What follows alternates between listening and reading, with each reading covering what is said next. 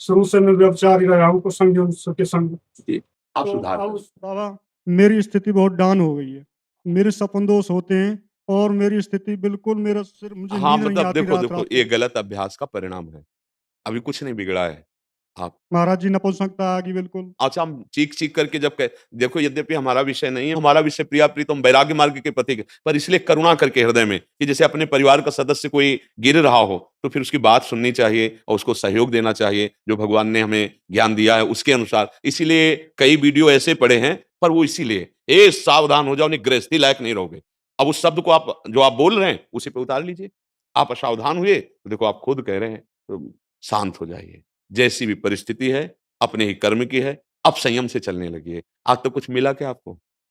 कुछ हाथ लगा कि अब मैं कृतकृत हो गया, मैं सुखी हो गया? आप लोग तो गृहस्थी में रहे हो, मनमानी आचरण किए हो, हर तरह से आप सुख लेने की चेष्टा की है, हर क्रियाओं में। आज बताओ, पश्चाताप, चिंता, शोक, और आप ऐसे कर रहे हैं। स्मृति का डाउन हो जाना, अब बोलो ज़िंदगी क्या रह गई?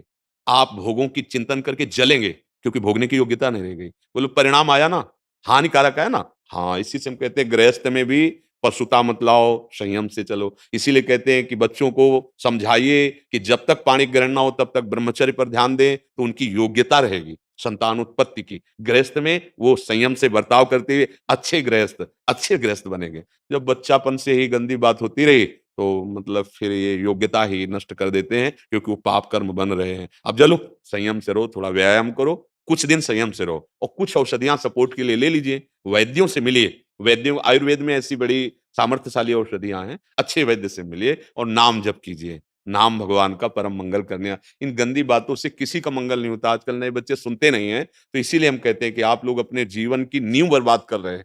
नए बच्चे जो है ना, मान लो आप लोगों की तो अवस्था थोड़ा बड़ी हो गई। अभी हमारे पास ऐसे बच्चे आए हैं जो 12, 13, 14, और हालत ये है कि जो तुम्हारी हालत है, वही हालत उनकी हो गई। अब बच्चे खिलवाड़-खिलवाड़ में उन छोटे बच्चों से सीख गए, अब उनको तो बस उसी में लग गए। ये बहुत हानि हो रही है और हम इसीलिए इस विषय पर बोल पड़ते हैं कि यही हमारी समाज आगे चलकर हमारे देश सेवा में, हमारे समाज सेवा में यही नौजवान आएँगे, यही हमारे राष्ट्र सैनिक बनेंगे, यही हमारे राष्ट्र नेता बनेंगे, यही महात्मा बन सकते हैं। पर जब आचरण विहीन जीवन, तो आप बताओ, सोचने की शक्ति खत्म हो जाती है।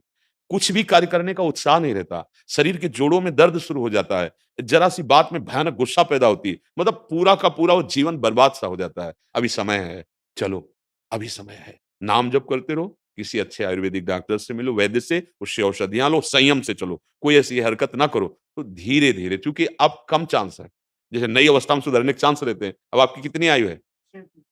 वो अभी नई है तो अवस्था है, पर देखो हालत ऐसी हो गई है। 37 तो मतलब अब भरपूर यौवन अवस्था का स्वरूप समझो, तो ये देखो बचपन की गलती का परिणाम ये है। खैर, आप लोगों नाम जप करो, निराश मत होना।